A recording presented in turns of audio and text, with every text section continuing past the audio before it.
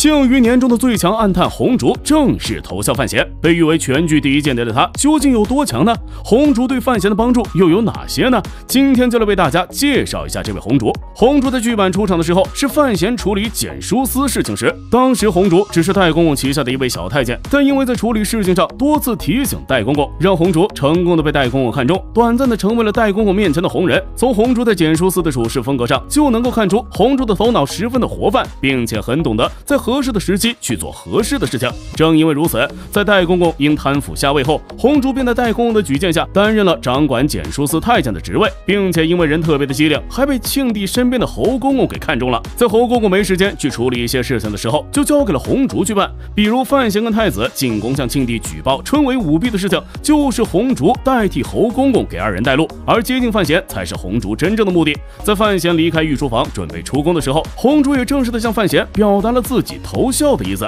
当时红烛对范闲说，自己是特意来感谢范闲这位恩公的，因为范闲帮助他报了血海深仇。在面对红烛如此直白的投效，范闲也是保持了一丝警惕，回去就利用监察院的力量去查一下红烛所说的事情是否属实。在王启年告诉范闲被灭门的确实是陈家后，范闲也开始对红烛这个小太监产生了兴趣。就这样，红烛逐渐的成为了范闲在宫中的一位眼线，而红烛自己原本的身份也从未对范闲之外的人说过，宫中的人只知道红烛姓洪，对于其他的事情是一概不知。至于这个洪姓，还是因为红烛当初无意间帮助睡觉的洪四祥煽风驱蚊，得到了洪四祥的诏符，被赐了这个姓。如此身份完全可以帮助红烛在深宫之中隐藏起来。恩公惩藩除恶，如今这贼人依然抄家入狱，判斩立决。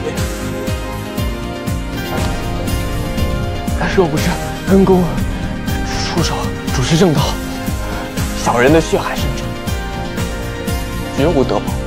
血海深仇因范闲的缘故得报，红烛也将范闲视为了自己的恩公，所以甘愿为范闲做事。在最开始接触红烛的时候，范闲也只是嘱咐他想安心在宫中做事就好，有什么需要他的地方自然会找他。其实范闲对红烛依旧存有一定的戒心，毕竟皇宫中的那些人几乎都是有一些的背景，为了避免自己落入圈套，也只能先试探一番红烛。虽然知道范闲是有些不信任自己，但红烛也依旧不断的为范闲做事。凭借聪明伶俐的劲儿，红烛很快就得到了庆帝的看重，甚至被提拔成为了太监统领，逐渐的接替了侯公公的位置。在这期间，红烛对于宫中的一些所见所闻，从中选出比较重要的整理出来送到范闲手中，让范闲能够第一时间知道宫中的动向。在被庆帝派到了皇后身边后，红烛更是凭借自己机灵得到了皇后的信任，而红烛也假装跟范闲起了一些冲突，让皇后对他的信任倍增。但实际上那是红烛跟范闲演戏给皇后看的。得到皇后信任后，红烛一边尽力的服侍皇后，另一边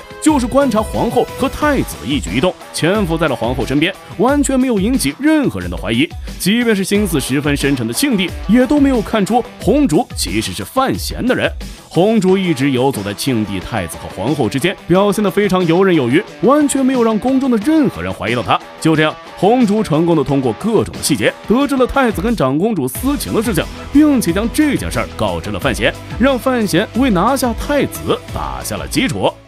在庆余年的原著故事中，范闲跟太子之间的对抗其实更加的精彩。太子要比二皇子隐藏的更深，并且心思也更重，尤其是身处东宫之位，让范闲对抗太子也变得更加的艰难。所以太子跟长公主私情的事情，便是范闲胜过太子的一次机会。当时范闲就安排红烛去处理这件事儿，想办法让庆帝知道太子和长公主的事情。红烛按照范闲的安排，将皇后丢失玉佩的事情闹大了一番，伪装成了宫女盗窃，然后一步步的将皇后激怒，让皇后选择杖杀了那位宫女，之后就将这件事扩散到了皇宫。庆帝得知了这件事后，更是怀疑皇后不会无缘无故的因为这点小事就去杖杀一位宫女。红烛则是在庆帝的询问下，以一切正常增添了庆帝对皇后的疑心。然后在陈萍萍的帮助下，太子和长公主私情的事情就被捅了出来。因为这件事让庆帝直接血洗了整个东宫，将除了太子之外的所有太监和宫女全部杀死，甚至还差点掐死了长公主，为的就是掩盖这桩丑事。不过却并没有将红烛杀掉，庆帝也坚信红烛跟这件事并无关联，还认为红烛是自己的人。殊不知，就是因为没杀掉红烛，导致了在范闲跟庆帝彻底翻脸后，红烛也暗中相助范若若登上了摘星楼，让范若若用巴雷特将庆帝击伤，成功的帮助范闲逃离了皇城。最终，这位小太监红烛也在庆帝死后跟范闲一起离开了京都，成为了范闲家中的管家，也过上了安静平和的生活。好了，今天的内容到这里就结束了。大家有什么观点的话，欢迎在下方留言互动。最后走之前，不要忘记关注阿乐呀。